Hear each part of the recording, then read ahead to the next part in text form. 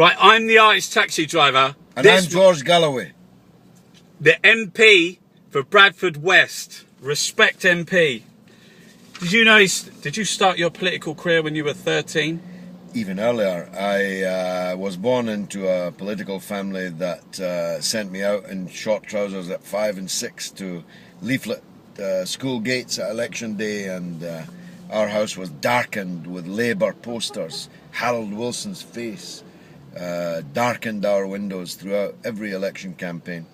So even earlier, yeah, but I officially joined the party at 13, although you're not supposed to join it till you're 15, but hey, I've always looked older than my age. Yeah, my son, he joined the Greens already. Caroline Lucas signed him up. Okay. What does it mean, George, to be an MP? What does it mean? Well, I've 26 years sat in this building. I've been elected 6 times. On one level, it ought to be something to be proud of, because it's not a job that MD can give you or withhold you. The people elect you to it. So in an ideal country, in an ideal world, we'd all be really proud to be MPs. But in fact, it's now a parliament of poodles with pagers and expense forms in their inside pockets, filling those pockets and doing whatever somebody else tells them, as opposed to the dictates of their own conscience.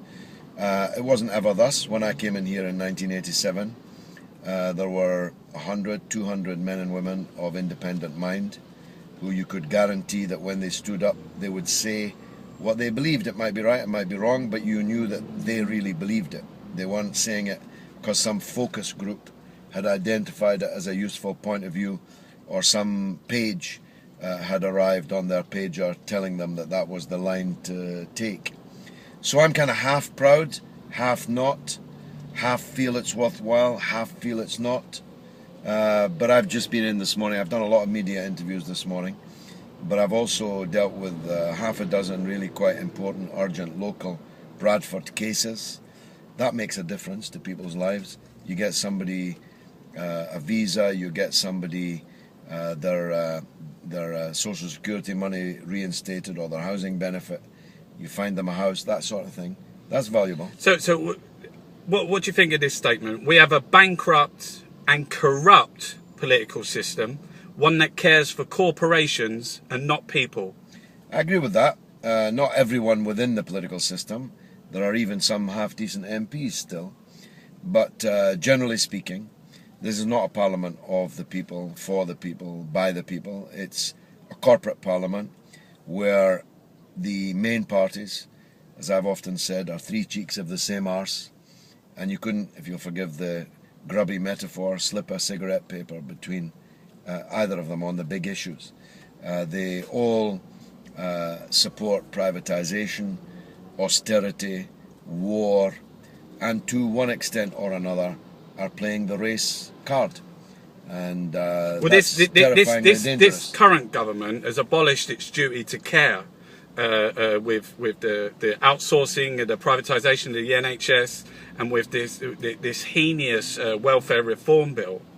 Yeah, although the road to this particular perdition was paved by the Blair and Brown governments.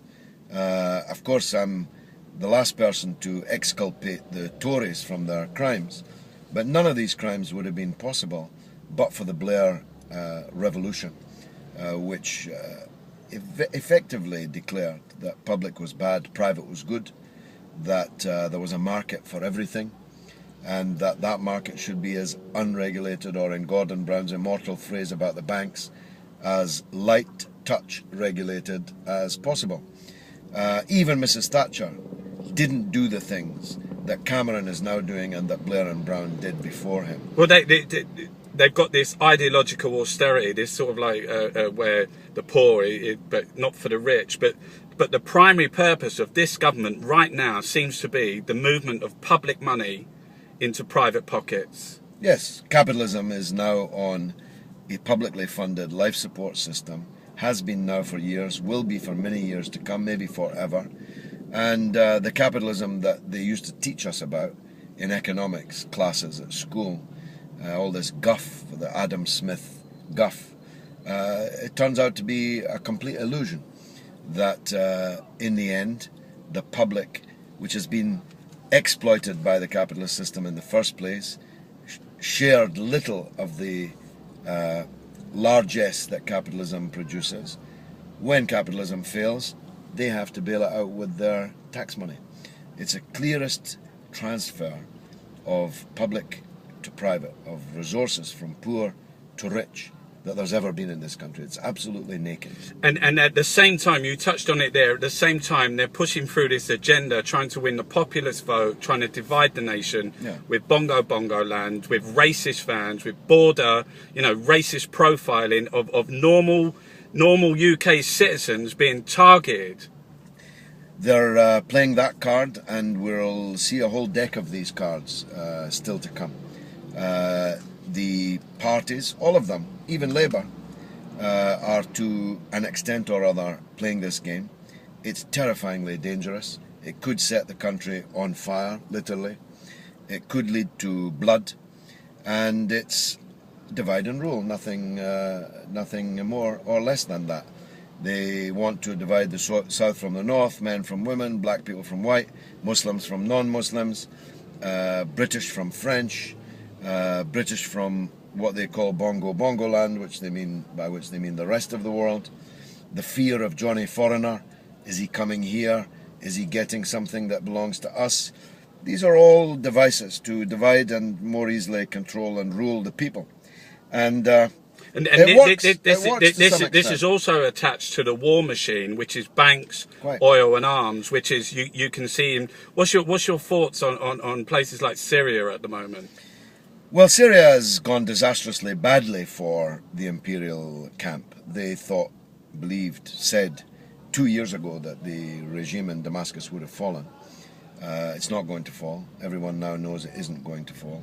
And therefore their new allies, or rather their renewed allies in Al-Qaeda, are not going to triumph. It's a very important setback for them, and it's an important victory for those of us who stood firm, not because we support Bashar al-Assad. I don't and never have. Not because we love the Ba'ath Party. I don't and never have. The reason for supporting the unity as an Arab nationalist country of Syria is to prevent a descent into a vortex of sectarian hatred and madness that ends with people eating each other's hearts. The war machine, without death and destruction, the war machine, right now you're looking at people like in power thinking, where are we going to go next? Iran, Venezuela, they want their oil, and that's how, without it, the global economy would collapse. What about Scottish independence? Well, I'm against that. I knew you'd ask me about that. First of all, I don't think it's independence at all. Scotland would still have a foreign queen. It would still use foreign currency, the pound. That foreign currency would be controlled by the Bank of, guess what, England. They haven't had the courage of their convictions to go for the euro. And how could they? How's the euro doing? So it isn't independence. But what it would lead to is a race to the bottom. A Scottish government competing with a perpetually Tory government in England, low tax, low spend, and free market Tory England.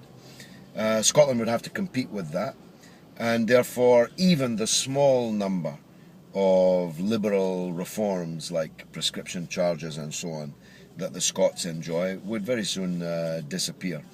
Moreover, taking scores of anti-Tory MPs out of Westminster by virtue of independence would leave the English people, most of whom have nothing to gain from Tory rule, under Tory hegemony forever.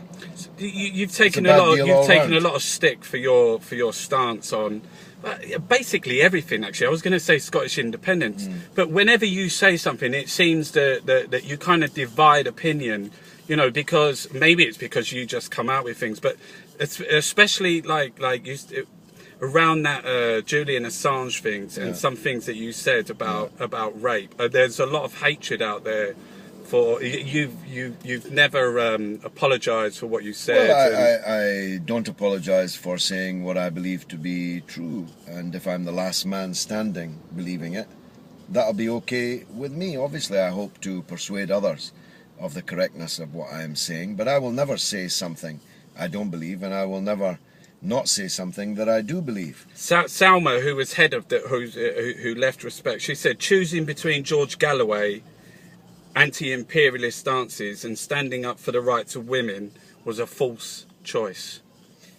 I'm not sure your viewers will all know who she is, but were you sad about that Salma leaving Respect? Yeah, and for those who don't know, he's referring to Salma Yaqub, who was for a time a leading figure in Respect, and I wish her well. She is a great figure, and I hope she goes on to play a big role in public life. But hey, we've gotten over it, and most people actually don't know that she was ever there, never mind that she left.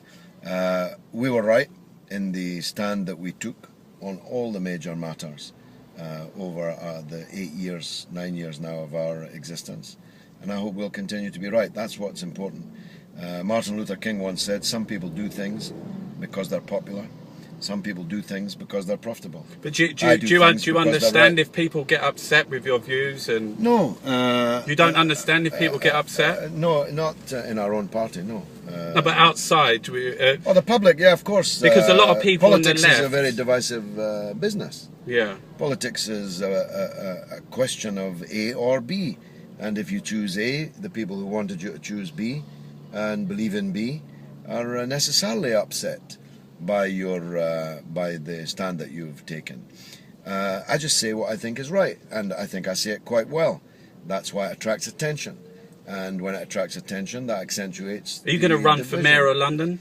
I probably will. I have a committee exploring it now. It's a shrunken field. Boris Johnson won't be running. Ken Livingstone won't be running. I would never have run against Ken Livingstone. He's a very old friend of mine. And Labour will field Ken Livingstone minus. The Tories will field Boris Johnson minus. So you think you can win it? I can win, yeah. See, a lot of people, politics is about personality. You only got to look at Boris. Boris is like a fucking... He's shutting fire stations. Yeah. He's sacking a lunatic. 500 firefighters. Can you imagine you're like laughing when you're looking at your children when they're on fire because you voted for Boris because you thought he was funny? I think that's a very powerful way of putting it. This buffoon isn't as stupid as he looks. This has all been a game I think plan. he is. I think we're living in the end of our times. I think our species is fucked. I think it's all over, mate. No, I don't agree with that. But what I was going to say there, I'm the artist taxi driver. This, my friends, is George Galloway. Who thinks